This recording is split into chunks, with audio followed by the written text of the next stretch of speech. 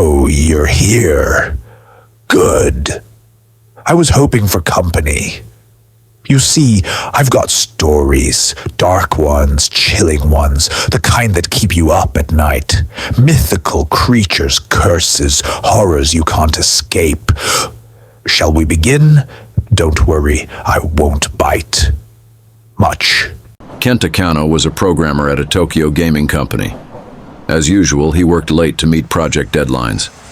Finally, at 11:50 p.m., he hurried out of the office and dashed into the subway station. The Tokyo subway system generally shuts down around midnight, and Kenta just managed to catch the last train heading toward Shinjuku. With the trains winding down for the night, the car was mostly empty, but the atmosphere was oddly quiet and drained. Kenta found a seat, still reflecting on his colleagues' casual conversations earlier that day. Someone had mentioned strange rumors about the subway. There's supposedly a line that stops at a station that doesn't exist late at night. At the time, he'd brushed it off as idle gossip. But now, sitting under the flickering carriage lights, he couldn't shake a subtle sense of unease. As the train started moving, Kenta noticed a few passengers. A middle-aged man in a gray coat clutching a briefcase, looking utterly worn out. A young girl with headphones sitting in a corner, nervously tapping her knees.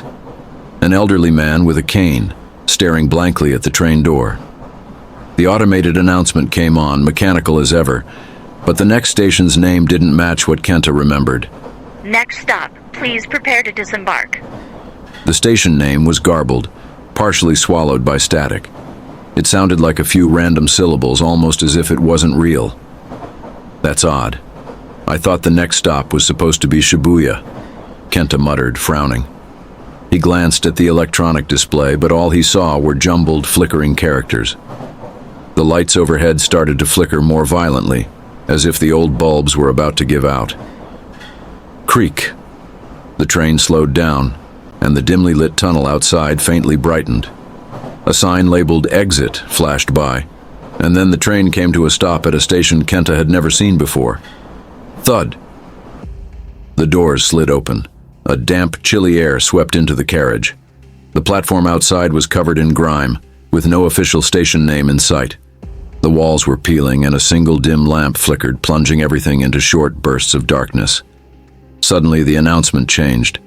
A muffled female voice spoke, dragging out each word. This station is the final stop. Please do not look back. Kenta felt a chill run down his spine. Don't look back? He didn't understand what it meant, but the other passengers seemed to take it as a command. They stood up, one by one, and walked out. The elderly man with the cane stepped out first, followed by the middle-aged man and the young girl, both moving as if in a daze. Kenta hesitated for a moment before stepping off as well. As soon as his feet hit the platform, the train doors shut with a loud clunk. The now empty train slowly pulled away. The lights flickered once more, and the train vanished into the shadows. Left behind on this eerie platform, the four strangers glanced at each other uneasily. The girl murmured, "Where are we?" The man in the gray coat coughed awkwardly but said nothing. The old man didn't even turn his head, silently shuffling toward a shaky, tilted sign that read, "Exit." Leaving the platform, they entered a half-sealed underground corridor. Water dripped from the ceiling and the air reeked of decay.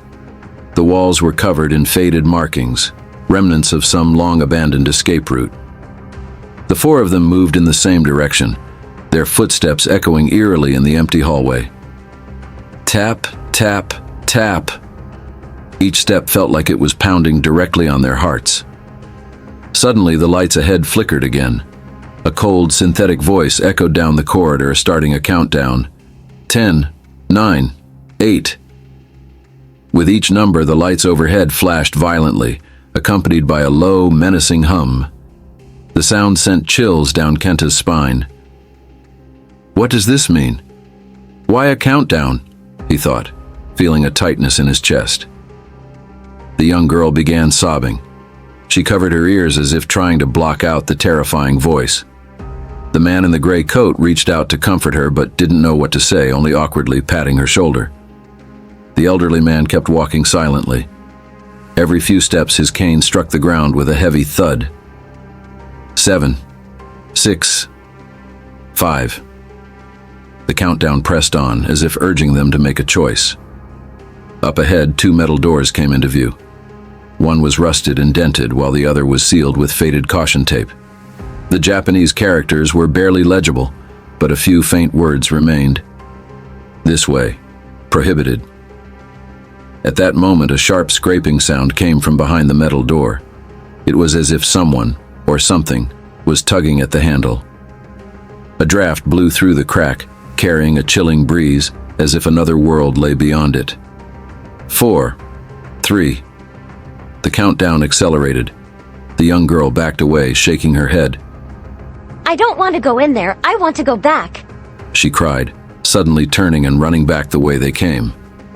The man in the gray coat tried to stop her, reaching out to grab her arm, but she shook him off. In her panic, she turned around to flee toward the platform, but it was now pitch black. No train, no exit.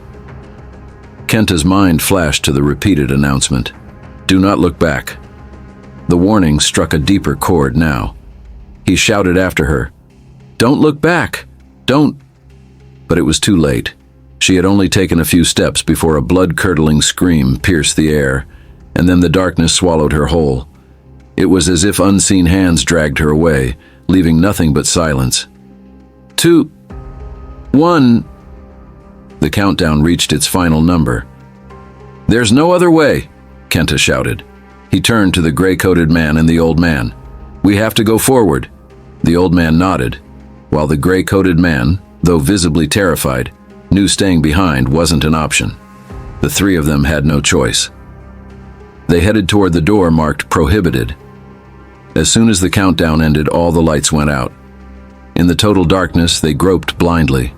The man in the gray coat fumbled with the door handle, and to his surprise, it swung open easily. Beyond it was a narrow staircase leading upward.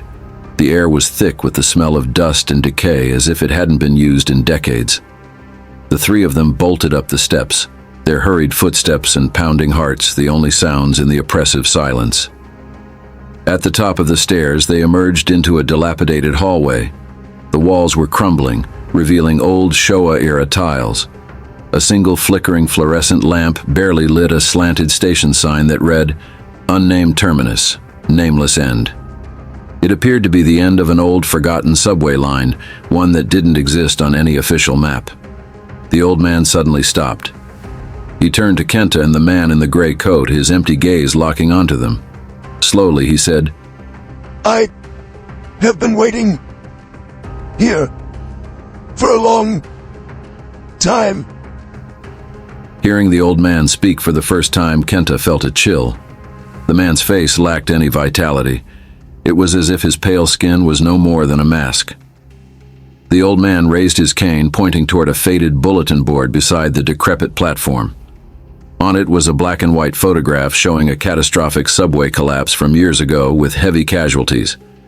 One of the blurry figures in the photo bore a striking resemblance to the old man. The gray-coated man gasped, "Wait, are you—" Before he could finish, the old man's form began to waver under the flickering light. The next instant, the light burst, and the old man, along with his cane, dissolved into smoke-like tendrils, disappearing into the air. Kenta and the gray-coated man stood there, their heavy breathing the only sound left. The text on the bulletin board warped and shifted under the trembling light, now reading, "Showa-era subway collapse, 34 dead. No survivors." At the far end of the platform, a faintly glowing sign hinted at an exit. A dim shaft of moonlight spilled through a doorway. Without hesitation, Kenta grabbed the gray-coated man and ran toward it. The 2 of them burst through the door, emerging onto a dim Tokyo alley.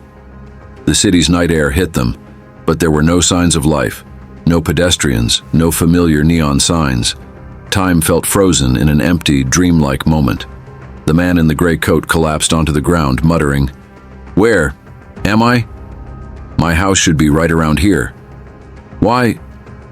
Kenta checked his phone. No signal. The time read 3:33 a.m., which made no sense. It didn't match the moment he had boarded the train. Then from behind them they heard a metallic scraping sound, the unmistakable noise of subway doors sliding shut. They spun around to see that the door they'd just exited was now a blank concrete wall. No door, no escape. Kenta stared at the wall, noticing a faint red mark. Squinting, he could barely make out the faded characters. This road has no return. In the desolate alley, a single dim street lamp flickered weakly, casting intermittent light. The silence was suffocating. No cars, no voices, just stillness. Somewhere in the distance, that eerie countdown began again, as if a new cycle of horror was about to unfold. The man in the gray coat shouted helplessly into the emptiness, but there was no response. Kenta took a few steps backward, desperately searching for any way to return to reality.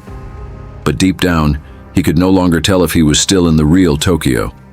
A last train, a mysterious station, a warning not to look back, a chilling countdown, a vanishing old man. This nightmare seemed both real and surreal, blending into a haunting illusion. No one knew if they would ever find their way home, and no one knew if that nameless terminus still lay waiting underground, ready to ensnare the next unlucky passenger. On that forsaken line, there was no return. In this eternal night, the darkness stretched on forever.